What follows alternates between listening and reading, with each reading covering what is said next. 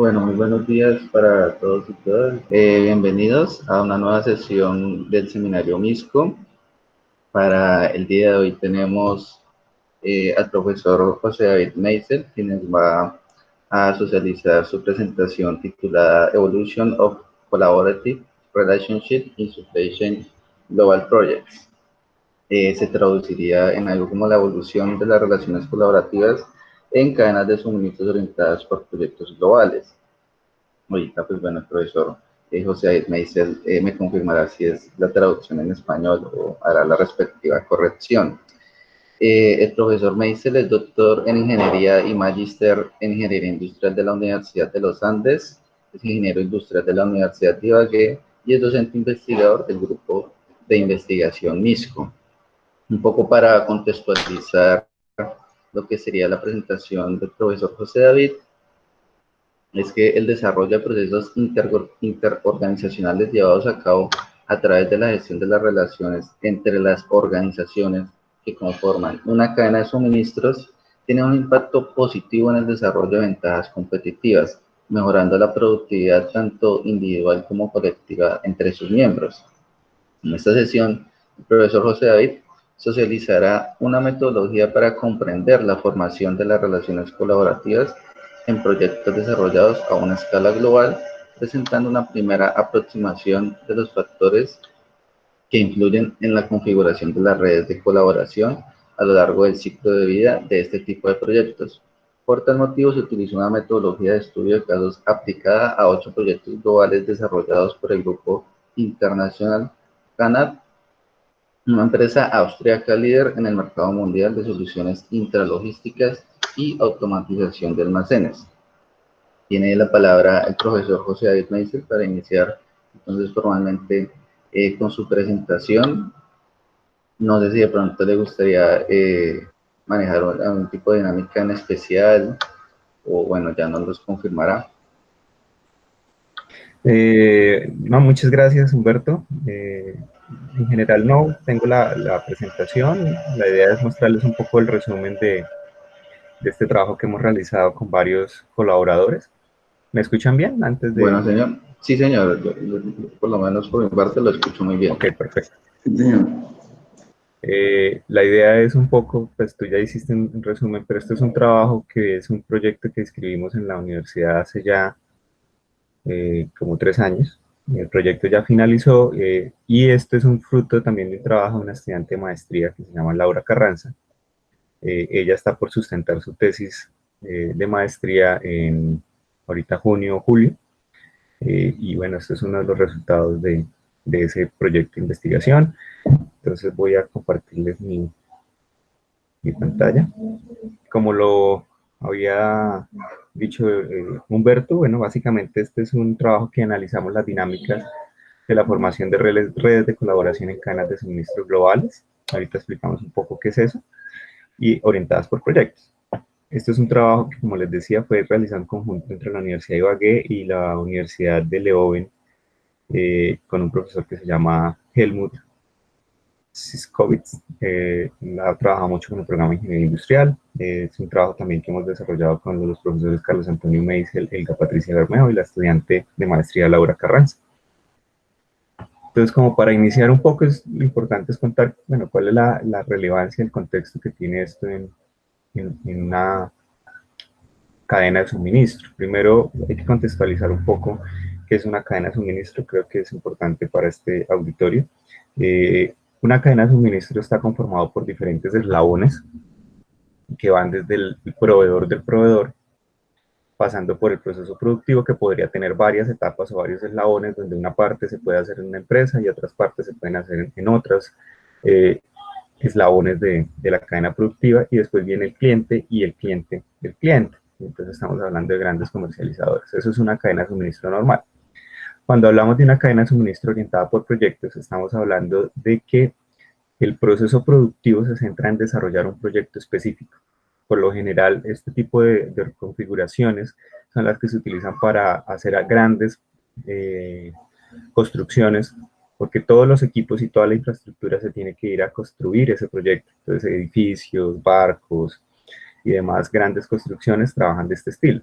En este trabajo básicamente nosotros hemos estudiado lo que es ese tipo de proceso productivo para una empresa que se llama Canap, que es una empresa internacional que se encarga de montar warehouse, que son como almacenes, tanto para producto en proceso como para producto terminado, eh, automatizados o semiautomatizados. Automatizados al punto de que uno puede mirar el computador y con robots les pueden organizar todos los productos y ellos mismos le organizan la solicitud de los productos. Entonces, supongamos que un cliente necesita, como en Amazon, no sé si ustedes han visto varias veces cómo funciona Amazon, hay varios videos, pero Amazon tiene todo un sistema automatizado y entonces cuando llega una orden del cliente, lo que hace Amazon es ir a buscar el suministro en cada una de las estanterías, pero eso lo hace de manera automatizada y casi todo el proceso es automatizado. Entonces, más o menos esto trabaja igual. Lo que pasa es que Canap le trabaja a clientes, tiene clientes por todo el mundo donde necesitan montar estos warehouse. Por ejemplo, Avon es un cliente importante y tiene en diferentes partes del mundo. Entonces, acá la complicación o la complejidad, perdón, está en función de que, aparte que es una cadena de suministro de diferentes eslabones, los eslabones están en diferentes partes del mundo. Y entonces esto hace que ya las relaciones de colaboración ya sea una tarea un poco más ardua. Y ahí entra a jugar las tecnologías de información y comunicación en esa forma de colaboración. Y digamos que esa globalización y ese crecimiento a nivel mundial y estas tecnologías de información, pues haber hecho que se genere una nueva gestión de negocios, que es esta gestión donde realmente no importa en qué parte del mundo estemos, sino lo importante es que tengamos una buena conectividad y que haya una buena colaboración entre los diferentes eslabones. Entonces estamos hablando de equipos de trabajo virtuales y globales. Hoy en día ya es mucho más familiar para nosotros debido a esta, eh,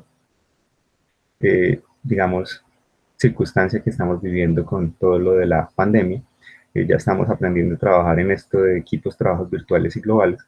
Y bueno, y ahí están entrando otros aspectos y factores que hay que tener en cuenta ahora, y es que creo que nos estamos pasando ya al otro límite, y es que el trabajo virtual y global se está convirtiendo en algo importante, pero aparte de eso está consumiendo más del tiempo que debería consumir, porque sencillamente como pues debemos estar conectados en teoría todo el tiempo, pues esto está generando que se generen otros problemas, pero bueno, eso es otro trabajo que tocaría analizar. Y entonces lo que les decía es que esas cadenas de suministro globales orientadas por proyectos, pues básicamente lo que sucede es que los eslabones de esa cadena de suministro pues están en diferentes partes del mundo.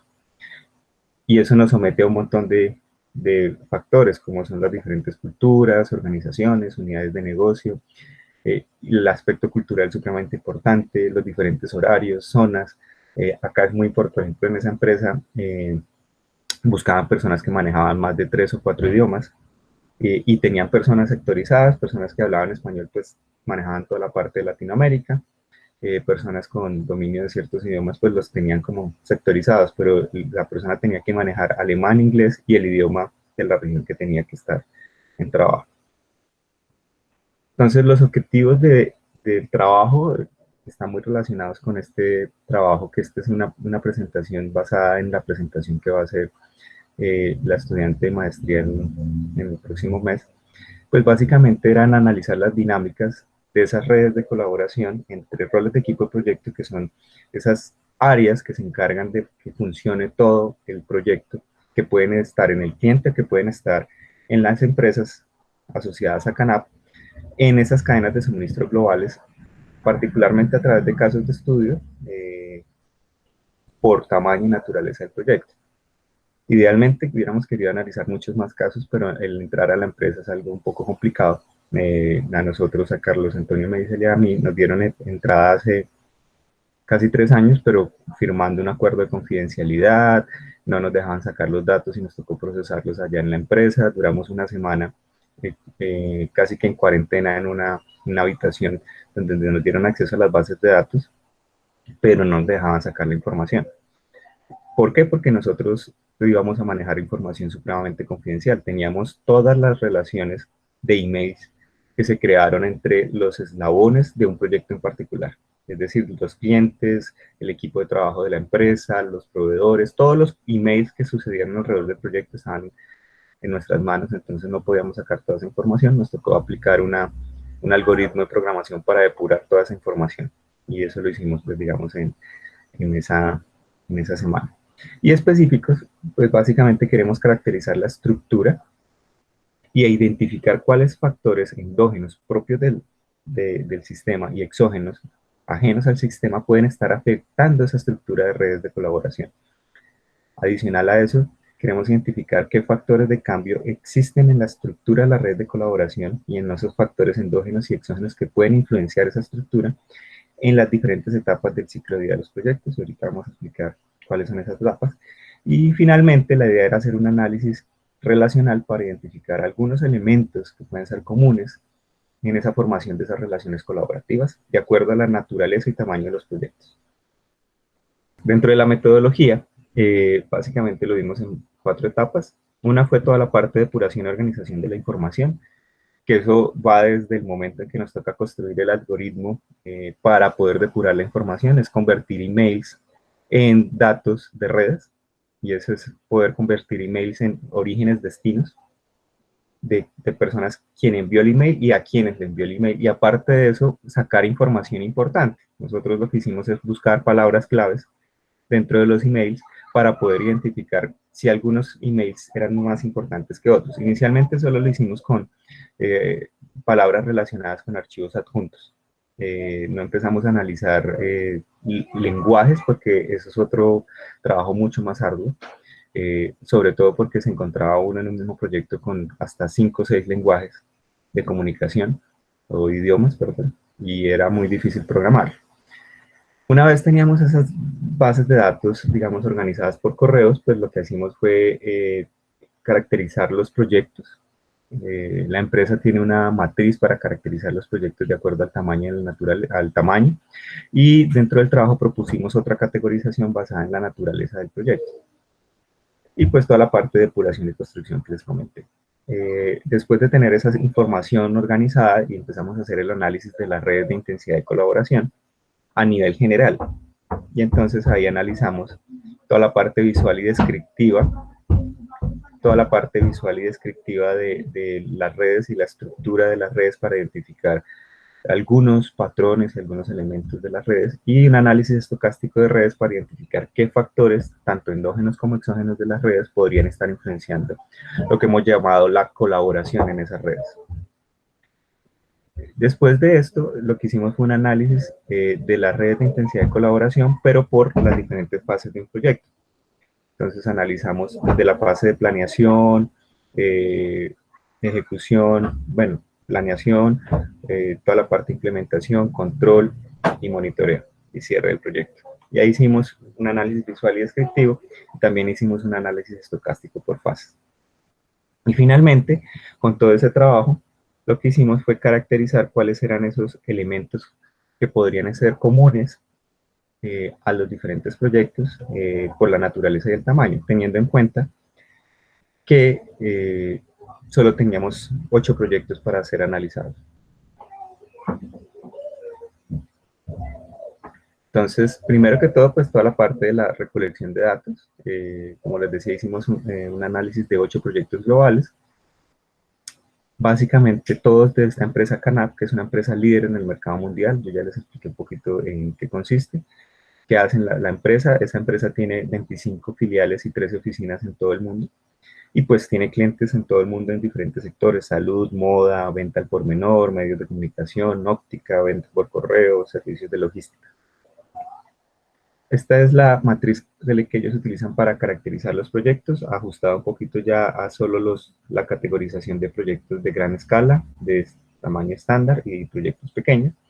Y entonces ellos evalúan aspectos como la duración del proyecto, el monto del proyecto, pues, cuál iba a ser la ganancia estimada, si generaban un nuevo desarrollo, un nuevo producto, básicamente el riesgo del país y la industria, el riesgo del crédito, el flujo de trabajo crítico del proyecto.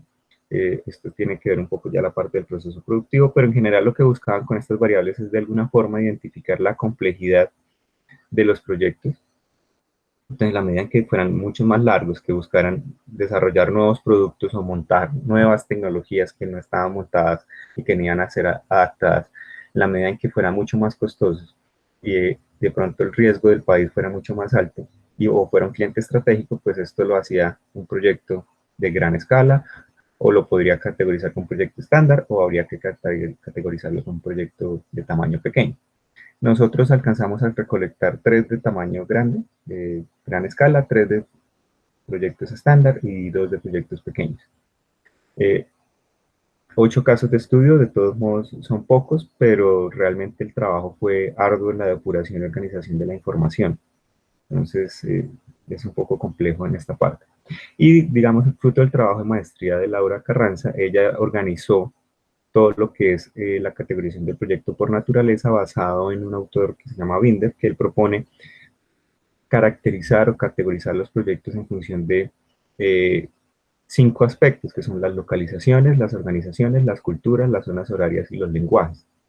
Y básicamente pues hay unos niveles en cada uno. Acá lo que podemos ver es básicamente cómo ella logra de alguna forma identificar proyectos de alta complejidad, de complejidad media y de baja complejidad. Acá lo interesante a ver es que no son los mismos de acuerdo a la categorización de tamaño. Entonces los de alta complejidad, efectivamente el A y el B eran de gran tamaño,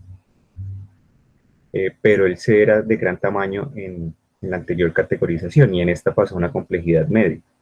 Y el H era un proyecto pequeño, pero de acuerdo a estas variables de complejidad ahora pasó a ser un proyecto de complejidad media. Entonces, digamos, lo que vimos con esta nueva categorización es que habría que pensar en la empresa en una categorización que tuviera en cuenta otras variables. Por ejemplo, la anterior no tenía en cuenta el manejo de los diferentes idiomas ni el manejo de las diferentes zonas horarias, que genera una complejidad en la coordinación.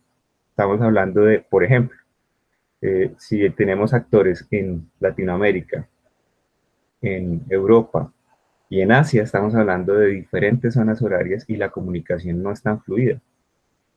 Entonces eso genera unos problemas ahí porque en muchas de las decisiones tienen que ser decisiones muy rápidas, problemas que se tienen que solucionar muy rápido. Entonces esto es una variable supremamente importante. Digamos, de alguna forma medir y caracterizar esa colaboración en la gestión de proyectos, utilizamos un modelo que propuso Carlos Antonio Meisel en su tesis de doctorado. Él hizo todo un trabajo de revisión de literatura y de validación con algunos casos de estudio, de algunos aspectos o factores que pueden influenciar la intensidad de colaboración en un proyecto, en este caso en un proyecto en una gestión por proyectos orientada de proyectos globales, perdón. Y identificó aspectos de perspectiva estratégica, táctica e interpersonal como factores que pueden influenciar esa intensidad de colaboración. Por ejemplo, en la parte estratégica estamos hablando de qué tanto, por ejemplo, la alta dirección se involucra en las relaciones de colaboración, o qué tanto la forma como trabaja el equipo y la estructura como se forma el equipo influencian en esas relaciones de colaboración. La parte táctica estamos hablando ya un poco más de si se forman algunos grupos de trabajo o cuál es la estructura de trabajo a nivel de esos roles de equipo de proyecto o áreas de la empresa y qué influencia tiene eso en la intensidad de colaboración. Y ahorita hablamos qué es eso en la intensidad de colaboración y cómo se midió. Y la última está la parte interpersonal, la confianza. La confianza es una variable supremamente importante y en redes se puede medir básicamente como qué tantos de los emails que se enviaron volvieron con una recepción o como una comunicación, es decir, una relación recíproca. En redes de amistad se habla de que una amistad se puede considerar solo si las dos personas manifestaron que son amigos. Es decir, A y B tienen relaciones recíprocas. En este caso hablamos de confianza en las roles de equipo de proyecto en la medida en que si yo envío un email, yo recibí una contestación de ese email por parte del otro actor y estamos hablando que hay una relación fuerte de confianza. Toda la parte de diversidad cultural, entonces hablamos ahí de factores que identificamos como relacionados, por ejemplo, con el idioma, relacionados con el origen o digamos el origen étnico, la etnia, y la mutualidad, perdón, la mutualidad es la parte recíproca que estamos hablando, que también se puede relacionar con confianza, pero la confianza la medimos aparte de esas relaciones recíprocas, teniendo en cuenta la frecuencia en que se dan esas relaciones.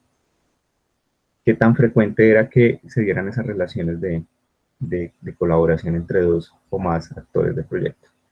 Y el ciclo de vida del proyecto, estamos hablando de las fases, dividimos en 5 fases. Esto es todo de acuerdo al instituto, digamos, todo al Project Management Institute. El Instituto de Gestión de Proyectos es una entidad internacional que, digamos, da los lineamientos para toda la parte de gestión de proyectos y utilizamos las fases que ellos consideran. Lo bueno es que en la empresa ellos trabajaban por estas mismas fases, entonces era muy fácil organizarlo. Tenían un poquito más de fases porque subdividían algunas de las fases y etapas, pero era muy fácil organizar la información. Entonces lo que hicimos es por fechas de los correos empezar a mirar cuándo era de una fase de inicio, cuándo era una planeación, de ejecución, de monitoreo y clausura. Obviamente habían algunos que podrían estar entre una y otra fase y tocaba tomar una decisión en función de ellos. Y la variable de intensidad de colaboración básicamente la medimos en este trabajo como qué tan fuerte era la relación en términos del correo, sin entrar en detalle en el análisis del correo, porque esto era un montón de información. Estamos hablando de, hay proyectos que tuvieron más de 8.000 emails para analizar, y eso era un trabajo supremamente arduo. Entonces, por ahora, en esta etapa del proyecto lo hicimos básicamente con algo más sencillo, y es, si el correo era de manera directa, y ellos lo respetan mucho, cuando tú envías un correo de manera directa en la empresa, lo que quieres decir es que le estás involucrando, que tienes que revisar el correo y debes dar una respuesta a ese correo. Si vas de manera indirecta, es decir, como copia, lo que quiere decir es que tú debes estar enterado de la información, pero no es necesario que contestes el correo. Esas dos relaciones las llamamos de coordinación. Coordinación en el más bajo rango era cuando solo era sin un documento adjunto, pero iba dirigido en copia. Una coordinación mayor cuando no iba con un documento adjunto, pero era un correo dirigido a la persona. Y hablamos de una colaboración más fuerte cuando el correo ya tenía un documento adjunto que pedía una revisión o alguna evaluación del mismo. Iba en copia que lo tenía que revisar, o iba un email dirigido a la persona y entonces él tendría que revisar el documento y emitir algún tipo de respuesta frente a ello. Y finalmente la más alta colaboración es cuando se citaban a una reunión virtual o presencial, que lo podíamos también evidenciar en toda la parte de los correos, porque eso te queda una estructura de correo, digamos, diferente a los demás, cuando es una reunión virtual citada. Y eso lo medíamos en función digamos, de la frecuencia de contacto que tenían cada uno de los nodos, de alguna forma ponderar y promediar darle como un promedio ponderado a esa colaboración entre dos nodos del proyecto. Los resultados. Bueno, básicamente acá tenemos los resultados por los diferentes tamaños y complejidades de los proyectos. Esta es una categorización de las principales variables de las redes. N, por ejemplo, es el número de nodos. Acá estamos en rangos. Todos estos son en rangos porque en gran escala hay 3, en estándar hay 3, en pequeño hay 2. En alta complejidad también hay 3, en complejidad mediana hay 4 y en baja complejidad pues solo queda un proyecto. El NE es el número de aristas, entonces ahí no de alguna forma ya empieza a ver digamos, el tamaño o la complejidad del proyecto. Los de gran escala pues estamos hablando de que van de 388 relaciones hasta 2178 relaciones. La densidad, que básicamente se mide como el número de relaciones presentes sobre el número de posibles. Estamos hablando de todos modos que en redes la densidad de los proyectos siempre es baja, aunque los pequeños tenían densidades mayores porque pues hay menos nodos y seguramente hubo más frecuencia de contacto entre ellos.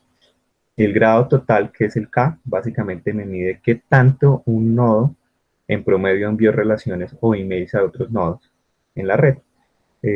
La C, que es el coeficiente de clustering, básicamente me mide el nivel de agrupamiento de los nodos. Por ejemplo, si no escogía un nodo al azar, ¿cuál es la probabilidad de que las relaciones que él tiene con los demás nodos, esos nodos con los que tiene relaciones también estén conectados entre sí? Entonces, por ejemplo, podemos ver que en los de gran escala, esto es una medida que va de 0 a 1, acá hay un errorcito de 0 a 0,41, perdón. Ahí se ve como un poquito diferente, pero va de 0,41. En general, lo que uno ve en las redes es que hay una tendencia que se formen esos, se llaman triángulos completos, pero no es tan fuerte. Y la modularidad me dice cuál es la tendencia a que los nodos trabajen en grupos o clústeres. Una modularidad alta, cercana a 1, quiere decir que efectivamente trabajan mucho en un clúster, y una modularidad más baja, cercana a 0, lo que quiere decir es que es menos probable o negativa. Si es positiva, pues ya hay alguna tendencia que trabajen más en comunidades. Si es negativo, ya efectivamente es menos probable que trabajen en comunidad. Y el diámetro máximo de la red, que es el de más, básicamente me mide es en toda la red cuál es la longitud más larga en términos de lazos, de conexiones, para ir de un nodo a cualquier otro nodo en la red. Es decir, como de alguna forma mirar cuál es el diámetro total de la red y mirar efectivamente qué tan ancha es una red, por así decirlo. Estamos hablando de que en general, a pesar de que las redes crecían, el diámetro de la red pues no crecía tanto. Y eso es en términos de la menor distancia geodésica posible, en términos de los caminos que puede uno seguir de un nodo a otro nodo. El análisis visual, esto es una primera versión de las redes de intensidad de colaboración, dicotomizadas en el sentido de que las convertimos o en cero si son relaciones, no había relación, es una simple coordinación, o uno donde había una cooperación, una colaboración, que eran las más altas en las que vimos ahorita en la variable. Entonces realmente acá lo que hay son las redes fuertes de colaboración, básicamente. Y están los proyectos, el A, B y C eran de gran tamaño, el D, E y F era de tamaño estándar, y el G y H de tamaño pequeño, y en complejidad pues ya sabemos que el A, B y D eran los de alta complejidad, el C, E, F y H eran de mediana complejidad. Bueno, ahí lo interesante a ver es que los colores representan las comunidades. Esto fue organizado por comunidades. Acá están las comunidades y nosotros hicimos un análisis para tratar de categorizar qué tipo de comunidades se estaban presentando en cada uno de los proyectos. Y no se puede ver que efectivamente en general sí se forman comunidades muy claras. Por ejemplo, en este proyecto A de gran tamaño estamos hablando de que la comunidad de ingeniería y manufactura era muy importante, lo mismo que la comunidad del cliente o la comunidad de desarrollo de software. Pero lo interesante a ver es que en los diferentes proyectos no se formaban exactamente las mismas comunidades. Si bien habían coincidencias o patrones, porque obviamente estamos hablando de que la empresa en general se dedica al montaje de warehouse semi-automatizados, automatizados, en cada uno de los proyectos se veían diferentes patrones. Por ejemplo, si vemos un proyecto como el D, que es un proyecto más de tamaño estándar, pues hablábamos de que en ellos, si bien se alcanzan a ver grupos, no se ve tan claramente como en el proyecto de gran tamaño. Entonces, en ese proyecto B, pues habían los grupos importantes, como podíamos ver, como era el grupo de la gestión del proyecto, el de operaciones y logística, que es este azulito también, pero no era tan marcado como se ve acá. Y este proyecto G quedó muy pequeño porque obviamente las relaciones fuertes de colaboración fueron muy pocas. Cuando hacíamos el análisis, básicamente el anterior era por las comunidades, esta es una relación de intensidad de colaboración por otra medida que es el PageRank. Ahí lo que podíamos ver es el tamaño del nodo representa una medida que es la que utiliza Google para, digamos, de alguna forma medir el grado de conexión entre las páginas. El PageRank básicamente me mide qué tan importante es un nodo en términos no solo de las relaciones que recibe, sino de las relaciones con las que está conectado. Es decir, él mide no solo las relaciones que le entran al nodo, sino qué tantas relaciones él tiene con gente que también sea muy importante y esté muy bien conectada. Entonces, de alguna forma identifica nodos muy importantes y el tamaño del nodo me permite identificar roles de equipo de proyecto que eran muy importantes en cada uno de los proyectos. Por ejemplo, acá identificamos algunos nodos. Por lo general, el nodo de gestor de proyecto de ciertos sitios, es decir, porque había gestores de proyecto en la casa matriz o gestores de proyecto en la zona donde estaba el proyecto o en la subsidiaria o, bueno, o el que coordinaba el proyecto de parte del cliente. Entonces uno identificaba acá qué roles de equipo de proyecto eran los más importantes. Acá lo interesante es que nosotros quitamos, porque digamos, todas las redes se construyeron en función del correo digamos, del administrador o el gestor del proyecto principal en la empresa. Entonces quitamos ese nodo para evidenciar, porque ese nodo obviamente iba a ser siempre el más grande porque todo salió del correo de él. Lo quitamos para evidenciar la estructura sin él, sin ese líder de proyecto. Y lo interesante es que efectivamente había una estructura de red, o sea, sí había una comunicación. Y el análisis estocástico, lo que podemos evidenciar, no voy a entrar en detalle porque son muchos resultados, pero sí podíamos evidenciar desde las perspectivas que se analizaron, algunos aspectos interesantes que daban desde los atributos.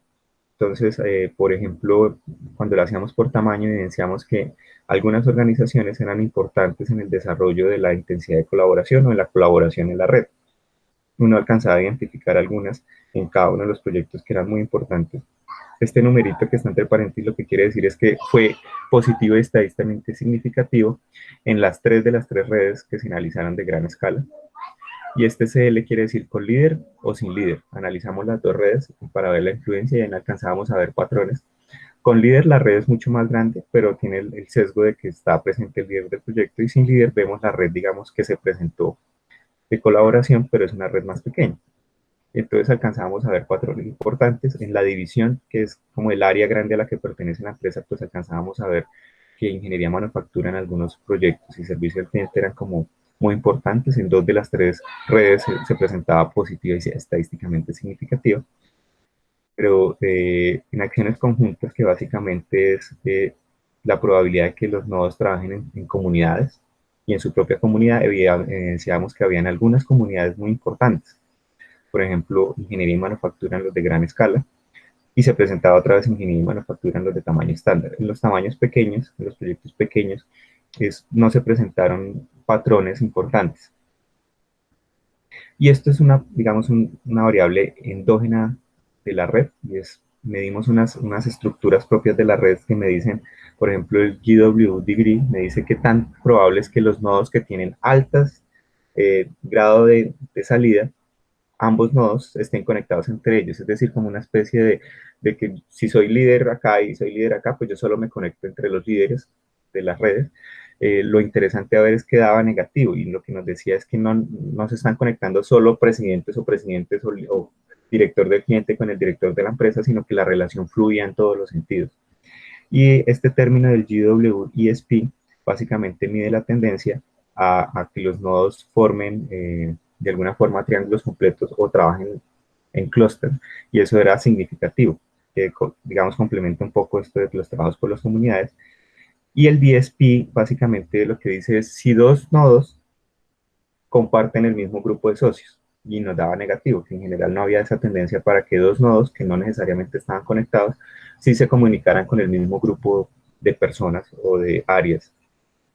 Y salían otras cosas interesantes. La confianza fue de las variables más fuertes que dio.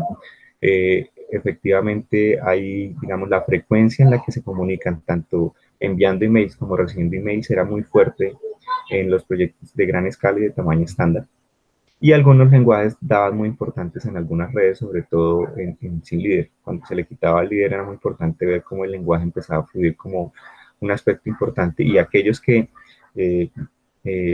por ejemplo, esto nos decía que el alemán, los que hablaban alemán tenían una mayor fuerte por relación de colaboración. Obviamente hay que tener en cuenta que la empresa estaba en Austria, con subsidiarias en Austria y Alemania, entonces el idioma principal era el alemán.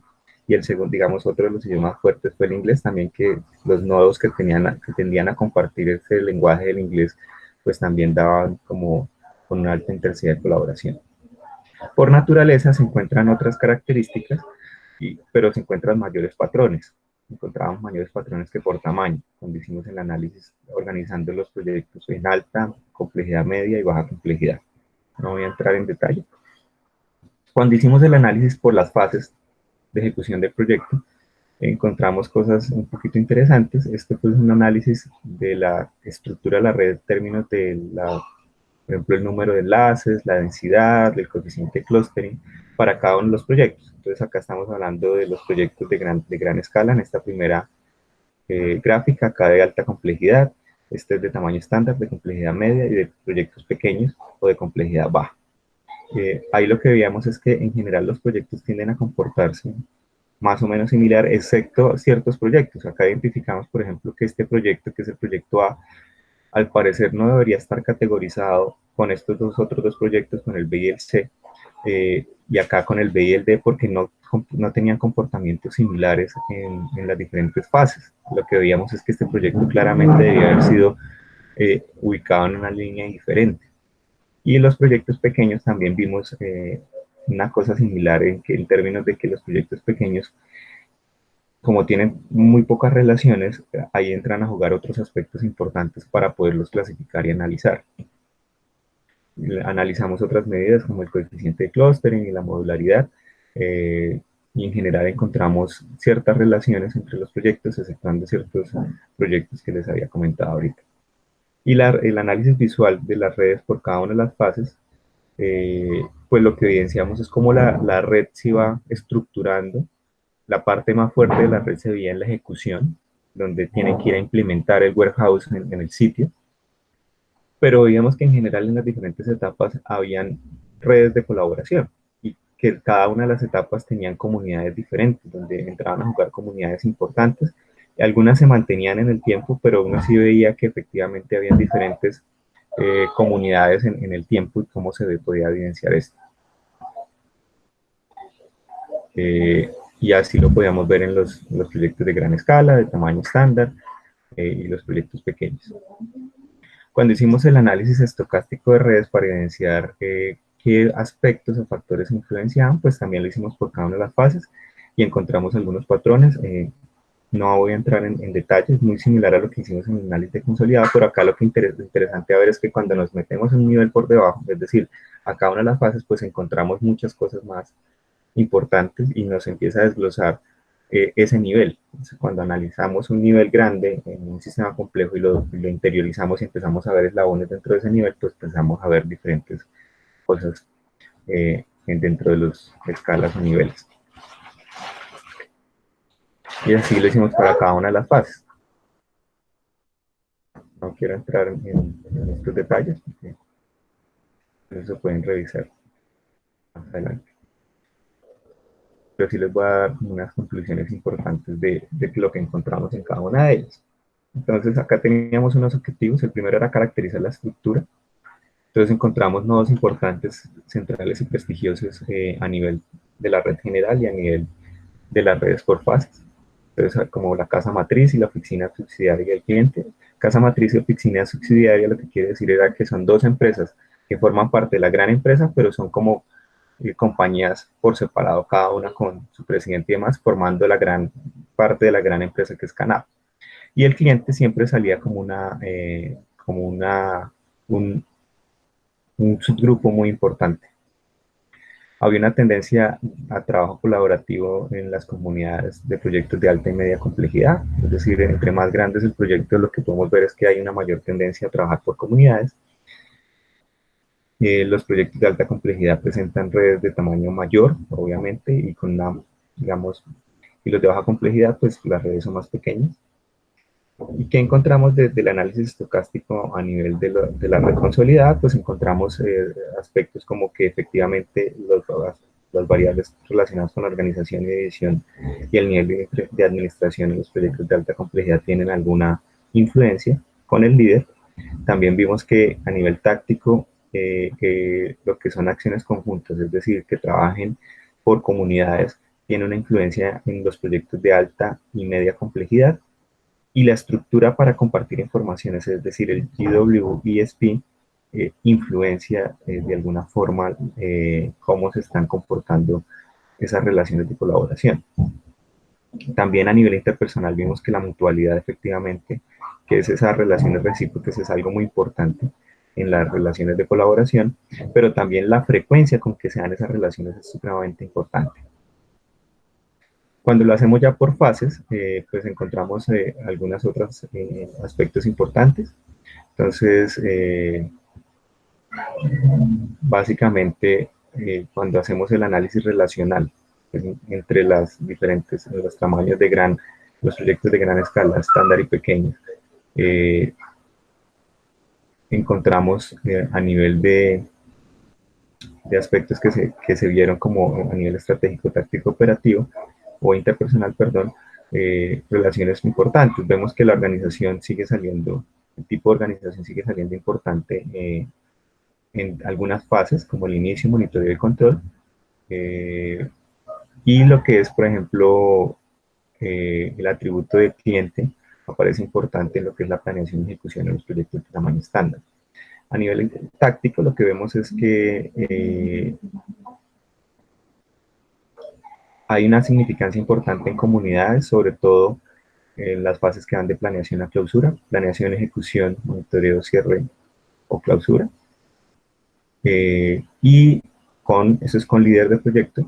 Y en los proyectos de tamaño estándar vemos que en las fases de inicio, planeación, monitoreo y control, también es significativo la parte de comunidades, es decir, efectivamente los roles de equipo de proyecto, los nodos están trabajando por comunidades. En los tamaños pequeños, si ustedes evidencian los proyectos pequeños, no se está viendo esa relación. Y a nivel interpersonal veíamos que la mutualidad es algo es importante en algunas fases del proyecto. A nivel de gran escala, a nivel de tamaño estándar, vemos que la confianza y la mutualidad se presentan en algunas fases como significativas. Y en los proyectos pequeños sí salió importante en alguna fase lo que es la confianza y la mutualidad.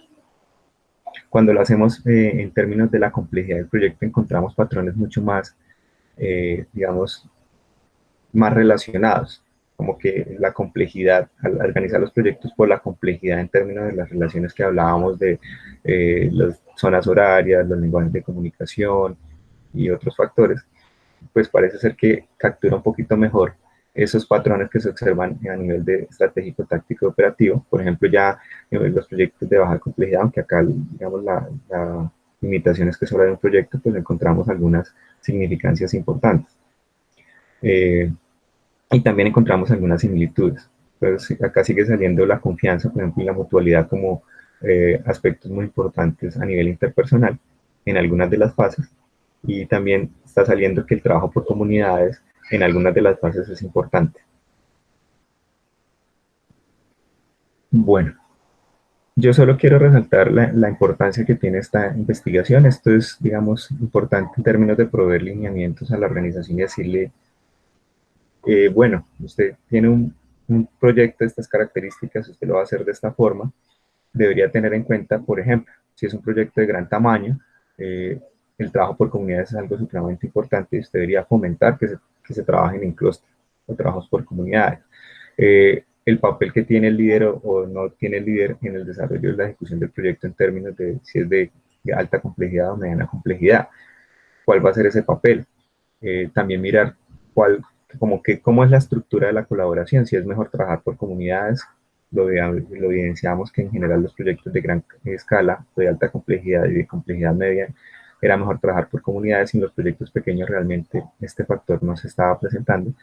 Obviamente el proyecto pequeño es algo que puede manejar más el gestor del proyecto y casi que la relación es mucho más fuerte entre él con los diferentes eslabones. Y cosas así siguen saliendo como evidencia para la organización. Pueden utilizarse para apoyar ese proceso de toma de decisiones en la empresa y digamos que es una primera aproximación para caracterizar la naturaleza de los proyectos. ¿Qué otros aportes tuvimos en este proyecto? Pues muy buena formación de recurso humano en investigación a nivel de pregrado y posgrado. Acá pasaron más de 10 jóvenes haciendo sus asistencias de investigación y tenemos una estudiante de maestría. Dentro de las limitaciones, bueno, el manejo de datos es algo complicado y sobre todo el manejo de los emails. No podíamos utilizar nombres directos y teníamos que hacer una muy buena depuración de la información. El egocentrismo, cuando hablamos del egocentrismo, estamos hablando de, pues como estamos sacando la red desde la visión del correo del líder del proyecto, claramente estamos perdiendo otro tipo de comunicaciones que no pasaron por el líder, aunque en teoría en estos proyectos el líder del proyecto, todos los correos deben tener en copia al líder del proyecto. Entonces, pues estamos caracterizando gran parte del sistema, pero sí podríamos estar perdiendo algunas comunicaciones que se dieron entre eslabones cliente-cliente, entre eslabones proveedor-proveedor, en función del proyecto. ¿Preguntas?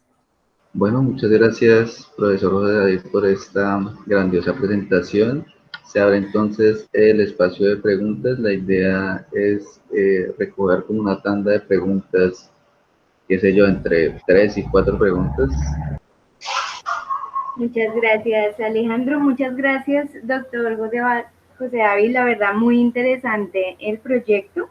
Me gustaría hacerle 3 preguntas.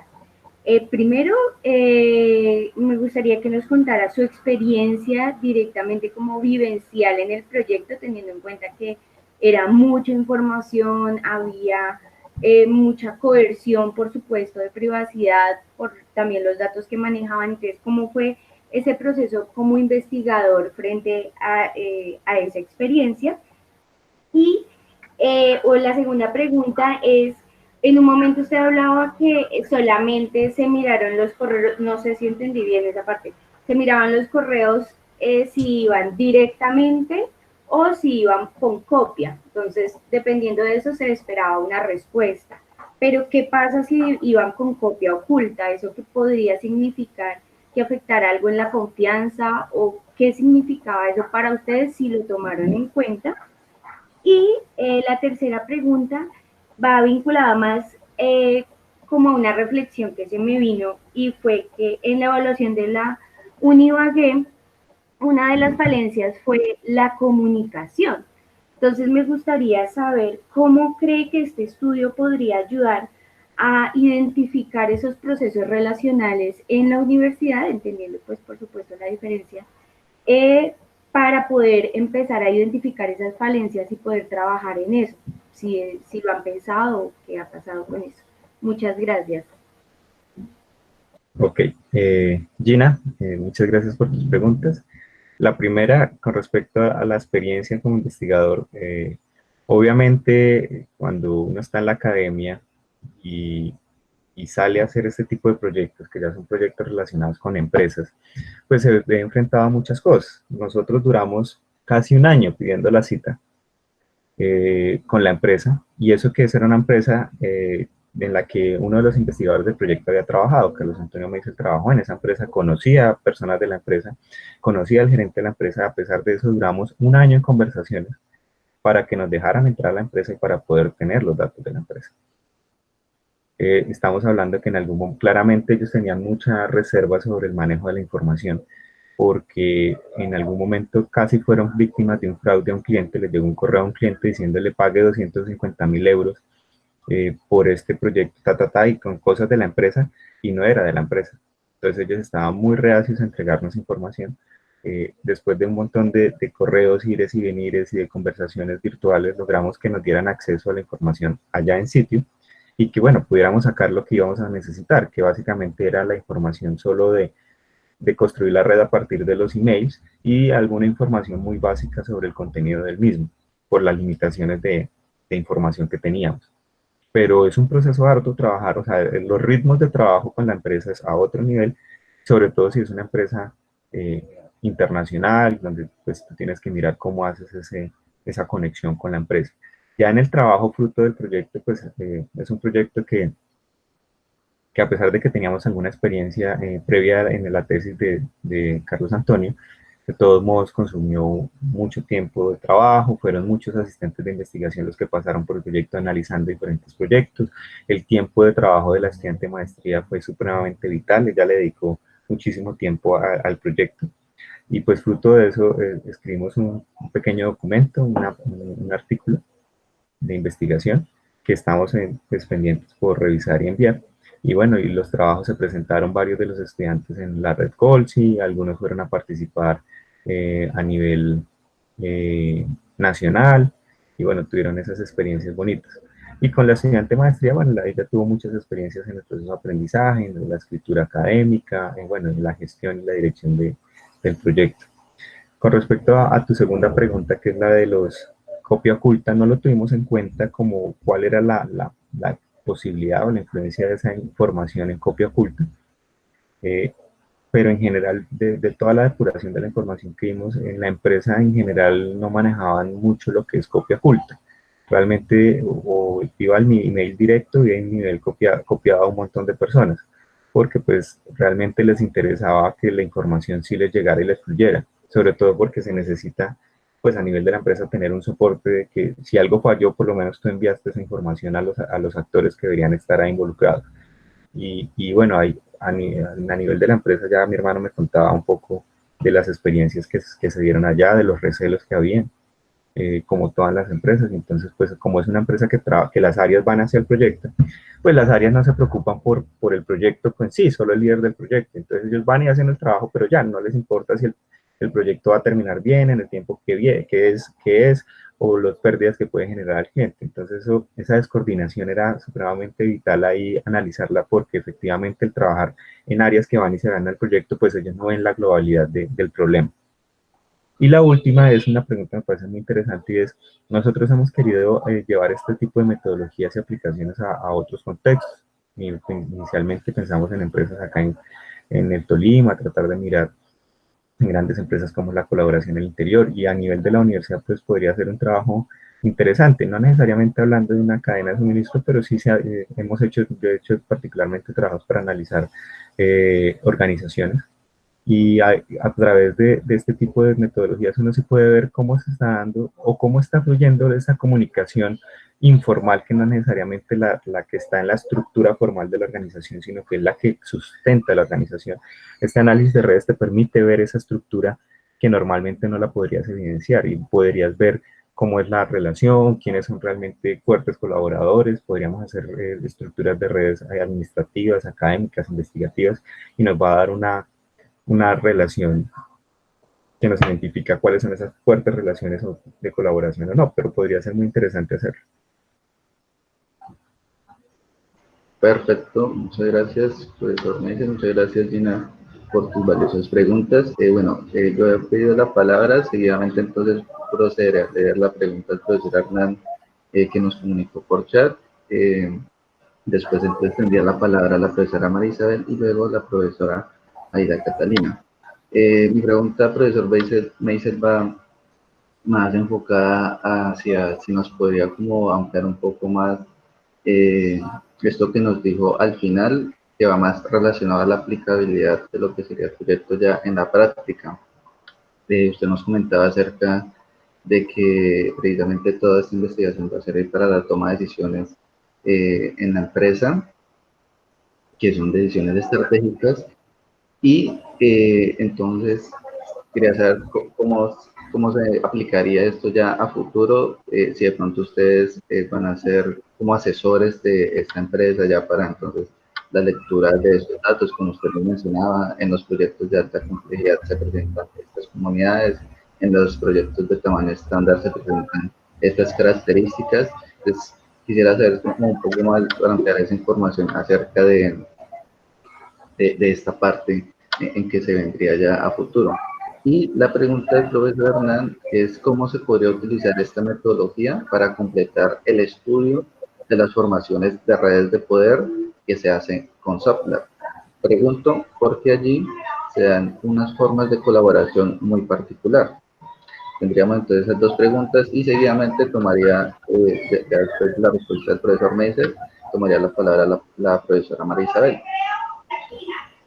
Ok, Humberto. Listo, profesor Hernán. Bueno, lo primero que todo es que es importante aclarar que Humberto hizo parte del equipo en algún momento. Él fue uno de esos asistentes de investigación que hizo su trabajo de grado analizando uno de los proyectos. Él no estaba viendo la globalidad. Vamos ahora a ver si está viendo la globalidad. Digamos, de esto nosotros nos reunimos con la empresa y le mostramos los resultados. Y hemos hecho varios intentos para realmente que esto tenga una aplicabilidad en la empresa. Sin embargo, el día a día de la empresa y digamos las limitaciones de tiempo que tienen han dificultado que realmente nosotros podamos darles algunos lineamientos, nos sentemos a pensar con ellos qué lineamientos les podríamos dar en ese desarrollo de los proyectos. Hemos hecho las presentaciones, nos hemos reunido con ellos, pero ahí hay un trabajo importante que hay que tener en cuenta, y es que muchos de esos trabajos se están quedando ahí porque si la empresa no los paga, es decir, si la empresa no solicita la consultoría, pues a ellos no les interesa tanto los resultados, y entonces convencerlos es otra tarea ardua que hay que hacer con ellos. Ahorita ellos nos dieron los permisos de publicación, nos dijeron, chévere, interesante el trabajo, pueden publicarlo y todo, pero no ha pasado de ahí. Entonces, eso es una tarea importante que también hay que tener en la planeación y ejecución de los proyectos, y es sobre todo en estos proyectos que no son tipo consultoría, de que ellos solicitan el trabajo porque tienen la necesidad, sino más bien nosotros, viendo una necesidad que ellos no están viendo, les hacemos un trabajo de investigación. Entonces, toda la parte de convencerlos y sobre todo mostrarles la importancia del estudio es otra cosa otro aspecto importante a tener en cuenta en el desarrollo de este tipo de proyectos. Con respecto a la pregunta del profesor Hernán de cómo podríamos, a partir de esa metodología, complementar el trabajo de esas relaciones de poder a través del software SolLab, yo creo un poco desde mi poco conocimiento del manejo del SolLab, que uno podría sacar esas redes de relaciones de poder que se infieren a través de todo el trabajo de SolLab, de esas relaciones de poder que tienen, entiendo, unos pesos en esas relaciones de poder, y uno podría hacer ese análisis de esas relaciones de poder entre los agentes y hacerle todo un análisis de redes, y eso nos permitiría identificar estructuras dentro de esas relaciones de poder, tratar de identificar patrones de comportamiento. Obviamente, en la medida en que esas redes sean más grandes, pues el fruto del análisis de redes va a ser mayor, porque hay muchas cosas que la simple visual no permite ver, pero que en un análisis de redes te permite identificar nodos que pueden ser relevantes e importantes, no necesariamente porque tienen muchas conexiones, sino porque están siendo aquellos nodos intermediarios en esas relaciones de poder. Entonces a mí se me ocurre que podríamos sacar fruto de esas relaciones de poder, esa estructura que se crea en esas relaciones de poder, y hacerle un análisis de redes que complemente todo el trabajo que se hace en SolLab. Tiene la palabra la profesora María Isabel. Buenos días, doctor Meisel. Muchísimas gracias por su participación. Yo tenía una pregunta más relacionada de cómo se hizo el análisis de los correos electrónicos, ¿en qué sentido? ¿Se utilizó un abordaje cualitativo para eso? ¿Se utilizaron herramientas digitales para el análisis? Me gustaría que desarrollara un poco eso, o si fue más bien algo supremamente cuantitativo, si utilizaron teoría fundamentada, etnografía virtual, no sé, un poco más o menos de cómo fue ese análisis, y las implicaciones éticas, por supuesto, que tienen que ver con manejar toda la información de los correos electrónicos, pues en este caso de esta empresa multinacional, y cómo hicieron el equipo de investigadores para manejar eso con los colaboradores. Tengo varias como curiosidades con ese aspecto fundamental. Muchas gracias, doctor. Ok, María Isabel, muchas gracias por tu pregunta. Básicamente, no pudimos hacer un tipo de análisis cualitativo por las limitaciones en los datos que ellos nos dijeron. O sea, ellos básicamente nos permitieron solo construir la red, es decir, a partir de los emails, quién dirigió el email y a quiénes los copió. Básicamente lo que podíamos era construir la red directa e indirecta, y nos permitieron fue de alguna forma identificar archivos adjuntos, pero no nos permitieron hacer ningún tipo de análisis del contenido del correo, por las limitaciones que eso podía tener, porque ahí estábamos hablando que podíamos encontrar cuentas de pago, podríamos encontrar aspectos críticos del proyecto, bueno, un montón de información que podría ser demasiado importante y que podría generar problemas para la empresa. Entonces ellos nos permitieron hacer eso siempre y cuando respetáramos eso. ¿Cómo fue ese proceso? Como les comentaba, pues nos tocó hacer la depuración en el sitio. A nosotros no nos dejaron sacar la información, sino solo nos dejaron sacar las bases de datos ya depuradas con la información que les digo. Entonces teníamos un acceso ilimitado a la información, porque pues manejar los emails es complicado. A futuro podría uno mirar si efectivamente, pues desde toda esa parte ética y pasando por un comité de ética, les da a uno la autorización para realmente poder hacer ese tipo de análisis, porque ahí uno va a encontrar, se podría hacer desde la parte cuantitativa, también uno podría hacer análisis de palabras y de frecuencia de palabras y tratar de encontrar, y desde la parte cualitativa se puede hacer un montón de tipo de análisis con toda esa información, pero estábamos limitados frente a eso. ¿Qué nos pidieran? Nosotros nos tocó firmar unos acuerdos de confidencialidad con la empresa para que nos dejaran entrar a la organización y poder depurar esa información. Entonces eso es, o sea, manejar información de las organizaciones es supremamente complejo, sobre todo estas multinacionales. Ellos son bastante celosos por todo lo que les puede pasar o les ha pasado ya fruto de su historia. Y digamos, de toda la parte que se ve hoy en día con el fraude electrónico y demás. Tiene la palabra la profesora Aida Catalina. Gracias, Alejandro. Profesor José Meisel, muchas gracias por su presentación y pues por abrir la discusión de este importante proyecto. Mis preguntas iban más enfocadas, una puntual frente a lo que usted mencionó y otra, profe, con respecto a el alcance de este tipo de proyectos. Una puntual es que en una parte de la presentación usted mencionaba unas categorías que creo que eran comunidades, y en esa red de intensidad de colaboración, esas comunidades, había dos comunidades, una azul y una naranja, si no estoy mal, que estaban nombradas de forma diferente, pero que no entiendo la diferencia. Una era servicio al cliente y la otra era cliente. Entonces no entiendo, creo que son las de colores. Exacto, esa, profe. Es que el color azul representa la comunidad servicio al cliente y el color naranja cliente, pero no entiendo cuál sería la diferencia de estudiar el servicio al cliente y cuáles serían los atributos que se estudian desde eso que se menciona como cliente. No entendí muy bien eso. Y mi otra pregunta, profe, iba enfocada hacia, después de encontrar los diferentes vacíos, limitaciones, pues el análisis de diferentes categorías en torno a la colaboración, en torno a la confianza y demás, cómo estas redes dinamizan nuevas formas de organizarse, es decir, cómo estas redes permiten nuevos niveles de organización y nuevas formas de entender el tipo de organización que se tiene y la forma en la que se pueden, digamos que, disponer para los diferentes eslabones de comunicación. Esa era un poco mi pregunta. Gracias, profesor. Ok, Aida Catalina. El primero es, lo que pasaba es que nosotros teníamos un montón de información sobre los nodos, como algunos atributos, y teníamos todos los nodos que pertenecían a esta categoría y que pertenecían a esta. Entonces nosotros, a partir de sus funciones, del área, de la división, de la experiencia del gestor de proyecto, que fue Carlos Antonio Meisel, que estuvo en varios de esos proyectos, determinábamos cuál podía ser la mejor clasificación. Obviamente estas categorías se las dimos nosotros en función de lo que veíamos, porque podían haber varios del cliente. Lo que pasaba es que a veces los clientes eran tan grandes que el cliente podía tener las directivas del cliente y tener diferentes subáreas relacionadas con el cliente. En este caso, una de las subáreas que salió importante fue todo lo del servicio al cliente. Y ese servicio al cliente es básicamente el área encargada digamos, de la solución de problemas rápidos, de prestarle unos buenos servicios a los clientes como tal. Y esta de servicio al cliente, en este caso particular, no está relacionada con el cliente como tal. Servicio al cliente, si bien había unas que también el cliente tenía su servicio al cliente, este servicio al cliente es de la empresa subsidiaria.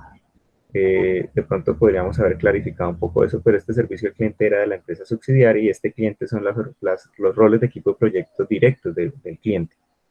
Y el servicio al cliente era los roles de equipo de proyecto, las áreas encargadas de prestar un buen servicio a este cliente.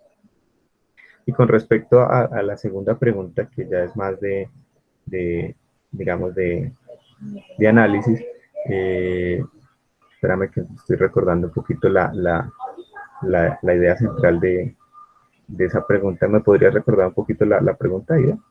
Claro, profe.